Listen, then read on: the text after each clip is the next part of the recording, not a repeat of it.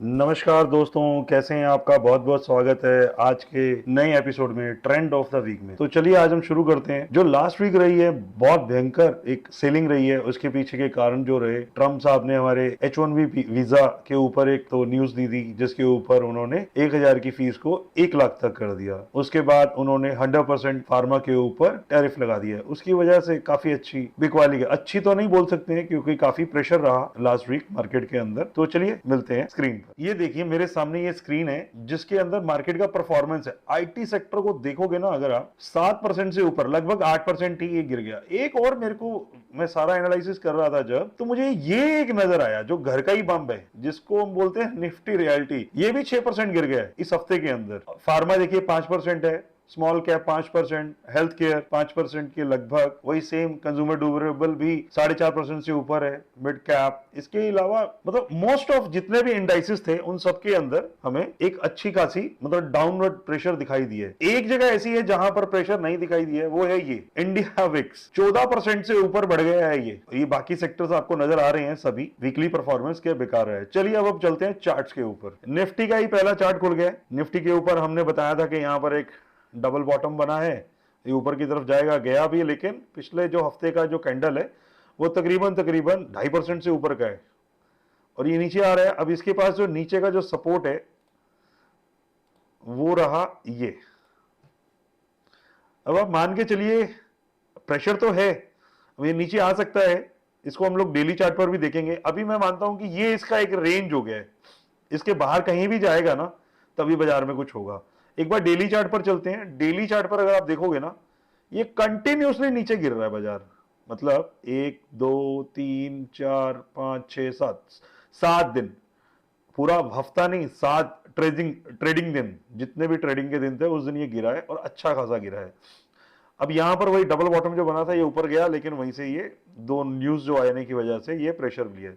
अब मेरे को इसका सपोर्ट कहां नजर आ रहा है? एक तो सपोर्ट ये है ही है जो हमने वीकली चार्ट पर बात की थी। एक ये मुझे ट्रेंड लाइन नजर आ रहा है और इस ट्रेंड लाइन पे हो सकता है ये सपोर्ट ले ले, नहीं तो इसका जो नेक्स्ट सपोर्ट जो बनेगा वो ये रहेगा, जैसे वीकली चार्ट पे हमने डिस्कस किया है। अब एक और भी बात बताता हूं मैं आपको। यहां पर ना मुझे एक और बात लगती है कि इस समय मंथली क्लोजिंग बिल्कुल पास आ रही है। अगर मंथली क्लोजिंग पास आ रही है तो शॉर्ट्स अच्छे खासे बने हुए हैं। अब वो ऐसा तो नहीं है कि उसको कैरी फॉरवर्ड करेंगे, तो मुझे लगता है कि इस समय एक पुल बैक अच्छा खासा वाला, क्योंकि वो अपनी पोजीशन जैसे ही कट करेंगे उसके बाद एक पुल बैक आ सकता है, क्योंकि लगातार 7 दिनों से नीचे गया है बाजार। वो कल आए, परसों आए, मंडे को आए, ट्यूसडे को आए, ये नहीं पता। एक आने की पूरी पूरी संभावना बनती है। इसके बाद चलते हैं हम लोग बैंक निफ्टी के चार्ट पर। बैंक निफ्टी का चार्ट क्या बोल रहा है? बैंक निफ्टी के ऊपर हमने एक ये चैनल डाला था, जिसके बाद मैंने आपको ये रेंज बताई थी। एक बार वीकली से स्टार्ट करते हैं। वीकली से अगर हम स्टार्ट करें तो ये एक रेंज बताई थी मैंने। ये मैंने बताया था कि ये इस रेंज में रह सकता है। शायद मैंने पिछले बार का ना वीडियो जो है ना अपलोड नहीं कर पाया था। मैंने बनाया तो था लेकिन वो अपलोड नहीं कर पाया था मैं। मुझे लगता है अब ये नीचे का सपोर्ट ये है एक, अगर इस ट्रेंड लाइन को, सॉरी ट्रेंड लाइन बोल दिया, इस लाइन को अगर ये तोड़ता है तो इसके नीचे जाता है तो अच्छी खासी बिकवाली आ सकती है। डेली चार्ट पर अगर हम चलें तो ये बिल्कुल अभी उसी जो चैनल है उसके ऊपर, यहां पर इसने सपोर्ट लेगा कि नहीं लेगा ये तो आने वाला समय बताएगा। ये इस तरीके का इसका ट्रेंड नजर आ रहा है मुझे, और मुझे ये अभी यहां पर, यहां से हो सकता है ये ऊपर चला जाए, नहीं तो ये यहां तक आने वाले समय में जा सकता है। नेक्स्ट जो चार्ट है वो है इंडिया विक्स का। इंडिया विक्स के अंदर अगर देखोगे आप, लास्ट वीक के अंदर 6% के लगभग ये ऊपर गया है। मतलब बाजार में फियर आया है। पहले ये बिल्कुल शांत था। मैंने एक हफ्ता पहले, शायद मैंने, वही बता रहा हूँ, मुझे ये ध्यान नहीं है कि मैंने पिछले वीक की जो वीडियो बनाई थी वो अपलोड नहीं किया, उसमें बताया था। उससे पहले भी मैंने बताया है वैसे कि यहाँ पर बिल्कुल भी डर नहीं था। वो मार्केट में एक फियर आया, उसकी वजह से आप देख ही रहे हो बाजार के अंदर इंडिया विक्स ऊपर जाने की वजह से बाजार में फियर है। नेक्स्ट चार्ट ना, यहाँ पर ना ये बहुत एक ना, जो जो मेन कारण है ना वो यही है। देखो डॉलर के ऊपर आउट परफॉर्मेंस बना हुआ है। अगर ये चार्ट इसी तरीके से ऊपर जाएगा, मैंने यहां पर, मैंने एक रील के माध्यम से बताया ही था कि ये अगर इसको यहां पे ब्रेकआउट करेगा तो ये ऊपर की तरफ जाएगा ही जाएगा। इसका ऊपर जाने का मतलब बिल्कुल सिंपल है। ये डॉलर वर्सेस रुपीस का चार्ट है। इसका मतलब बिल्कुल सिंपल है कि हमारा जो पैसा है वो इंडिया से बाहर जा रहा है, बाहर जाएगा तो बड़ा सिंपल बात है, डॉलर की अंदर डिमांड बढ़ेगी और रुपए की डिमांड कम हो जाएगी, उसी की वजह से ये आपको नजर आ रहा है। डाउ जोन देखें, कुछ नहीं, इसने एक डोजी बनाया है, कुछ भी नहीं किया इसने। हम लोग S&P 500 सेम वैसे ही दिख रहा है। नैस्डैक की बात करें, ये भी वैसे ही काम कर रहा है, कुछ भी इसमें खास नहीं हुआ। गोल्ड, ये है जबरदस्त, आप सोच के देखो कैसे भाग रहा है ये। पिछले महीने, पिछले वीक के अंदर ये 3.5% ऊपर चला गया है, और ये है हमारा रुपीस के अगेंस्ट में गोल्ड का चार्ट। मैंने इसका तो एक रील बनाया था, देखो यहां पर मैंने बताया था, एक पैटर्न कंफर्म किया था, मैंने कहा था यहां से ब्रेकआउट होगा तो ऊपर की तरफ ये जाएगा।